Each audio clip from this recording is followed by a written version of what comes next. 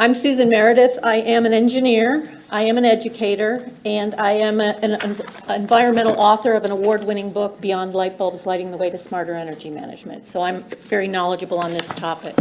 And I'm here today because of, education, science is something I love, math and science too.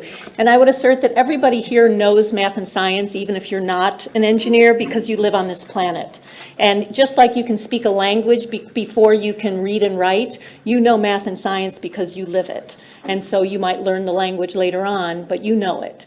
And so if you look at the graph that I showed you, I just looked at the TEEX on here. The graph that's in the TEEX thing stops at 300 on that graph, which is before all the time that we really have been going out of. So number one, please change that graph. It is not showing reality of what's happening right now.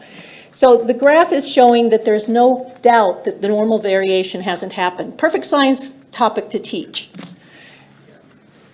And the point to me about all this is that you're here to make sure that people are ready for jobs. The jobs of the future are in all areas of climate change related topics.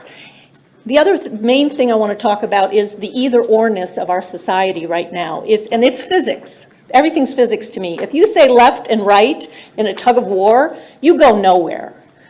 Turn to the future and say, this is what we want for our future. And so when we teach about climate change, we need to talk about all kinds. Gas and oil, hey, would they have a part in CO2 equivalent emissions? Somebody mentioned that. CO2 equivalent emissions is what we need to focus on.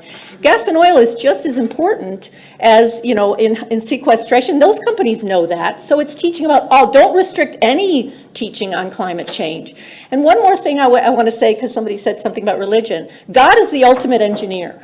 Anything on this planet is God. So realize that everything that we teach, we shouldn't restrict teaching on anything. Thank you.